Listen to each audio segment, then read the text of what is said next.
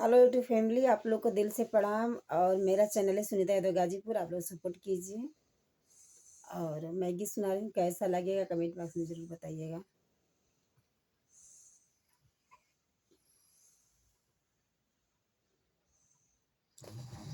सासू सोची समझ के बोला, अबे मेरे बुद्धि लड़कैया ना। सासू सोची समझ के बोला, अबे मेरे बुद्धि लड़कैया ना। सासू सोची समझ के बोला, अबे मेरे बुद्धि लड़कैया ना। अबे मेरे बुद्धि लड़कैया ना। सासू सोची समझ के बोला, अबे मेरे बुद्धि लड़कैया ना। घरवा के बर्तन हम नहीं माजी, घरवा के बर्तन हम नहीं माजी। मम्मी के बहुते दुलारी ना, मम्मी के बहुते दुलारी ना। आपन बर्तन हो संभार, अभी मेरे बुद्धि लड़कैया ना। सासू सोची समझ के बोला, अब मेरे बुद्धि लड़कैया ना। झाड़ू पोछा हम नहीं जानी, झाड़ू पोछा हम नहीं जानी। कि अब मेरा बुद्धि लड़कैया ना। सासू सोची समझ के बोला, अब मेरे बुद्धि लड़कैया ना। झाड़ू पोछा हम नहीं जानी, झाड़ू पोछा हम नहीं जानी। आपन झाड़ू पोछा झाड़ू पोछा हम नहीं जानी, झाड़ू पोछा हम नहीं जानी। चाची के बहुते दुलारी ना, चाची के बहुते दुलारी ना। आपन झाड़ू पोछा संभार, अभी मेरे बुद्धि लड़कैया ना। जेठनी सोची समझ के बोला, जेठनी सोची समझ के बोला, अबे मेरे बुद्धि लड़कैया ना। किचन के खाना हम न बनाई, किचन के खाना हम न बनाई।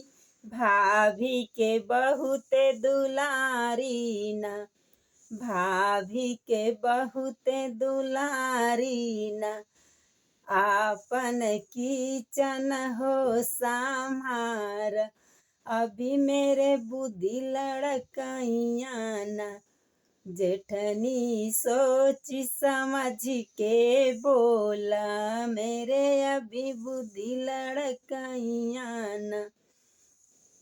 घरवा के काम काज हम नहीं जानी, घरवा के काम काज हम नहीं जानी। भाभी के बहुते दुलारी ना, भाभी के बहुते दुलारी ना। आपन काम काज संवार, हमर बुद्धि लड़कैया ना। कि जेठनी सोची समझ के बोला, अब मेरे बुद्धि लड़कैया ना। सासू के सेवा करे हम नहीं जानी, सासू के साड़ी धोवे हम नहीं जानी। अपन सा नहीं है, मम्मी के बहुते दुलारी ना। अपन साड़ी धोई के डाल, अबे मेरे बुद्धि लड़कैया ना। पैसा रुपया सब कुछ जानी, पैसा रुपया सब कुछ जानी, कि नैहर के बहुत दुलारी ना, कि भैया के बहुत दुलारी ना, तोहर तिजोरी हम ही समारब, हम त चतुर सयानी ना, तोहर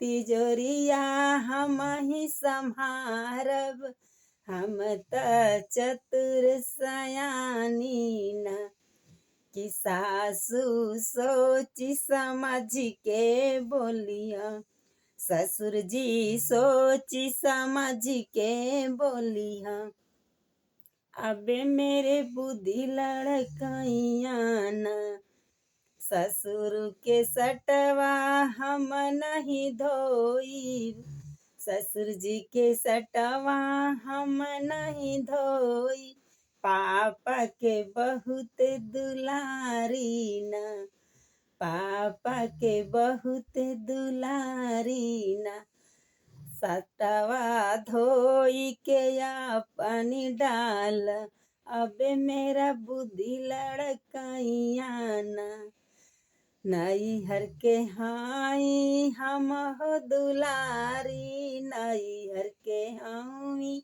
हम हो दुलारी, इहवा कदर न कोई जाने, कि इहवा कदर न कोई जाने, ननदो सोची समझ के बोली है, अभी मेरे बुद्धि लड़कइया